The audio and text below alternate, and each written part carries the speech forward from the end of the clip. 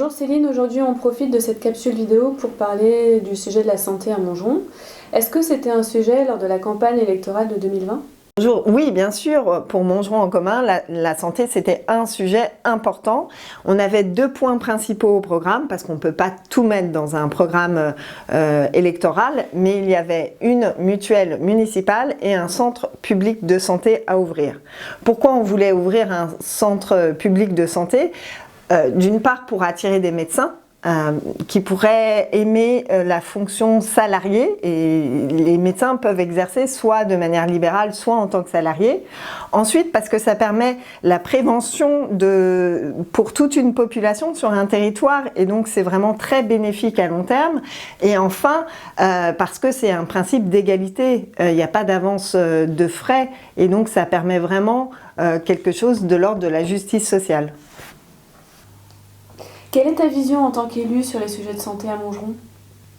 Ma vision déjà d'habitante, parce qu'une élue c'est aussi une habitante, je suis maman, c'est que c'est la galère, la santé à Montgeron. On a vraiment des difficultés pour prendre rendez-vous chez un généraliste, que ce soit une question de maladie ou un certificat médical. Il n'y a plus un spécialiste, enfin très peu, il n'y a plus de dermato, il n'y a plus d'ophtalmo, il n'y a plus de gynéco. Donc c'est vraiment un problème qui nous concerne toutes et tous. Et maintenant je vais te répondre en tant qu'élue. En tant qu'élue, aujourd'hui, je suis élue municipale à la ville et communautaire à l'agglomération du Val-d'Hier-Val de Seine. Ce qu'on attend d'une collectivité, quelle qu'elle soit, pour moi, c'est qu'elle anticipe, qu'elle soit active et proactive et qu'elle coordonne, qu'elle se coordonne avec les autres collectivités. Or aujourd'hui, je trouve que à Montgeron, on a fait défaut sur ces 3 pans. Pourquoi ? Elle a manqué d'anticipation.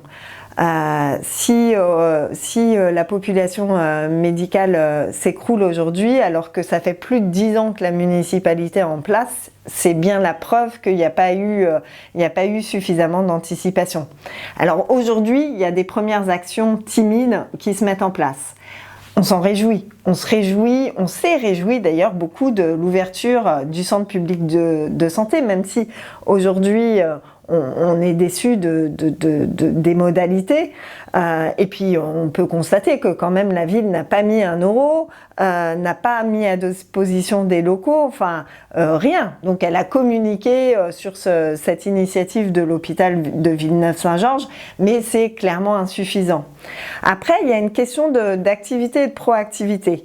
La PMI a été fermée pendant 2 ans. Est-ce que la municipalité a mis à disposition des locaux pendant ce temps-là ? Non. Un service public essentiel a manqué aux Montgeronais pendant 2 ans.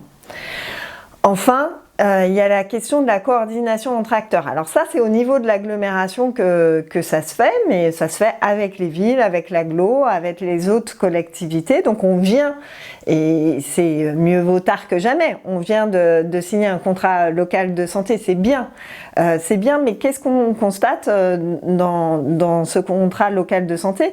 C'est que Montgeron n'est pas volontariste sur l'aspect de la santé, est beaucoup moins volontariste que d'autres villes de notre agglomération même. Et je vais donner un exemple que j'ai apprécié, c'est que pour faire venir des professionnels de santé, il faut leur fournir des locaux, et des locaux qui soient pas chers, accessibles. Aujourd'hui, la ville d'Épinay-sous-Sénart permet d'accéder aux professionnels de santé, d'accéder à des locaux qui sont à des loyers imbattables. Et ça, je pense que c'est un vrai progrès, une vraie avancée d'intérêt général pour l'ensemble de la population qui rayonne Montgeron et agglomération également. Merci Céline pour tes réponses et pour cet entretien.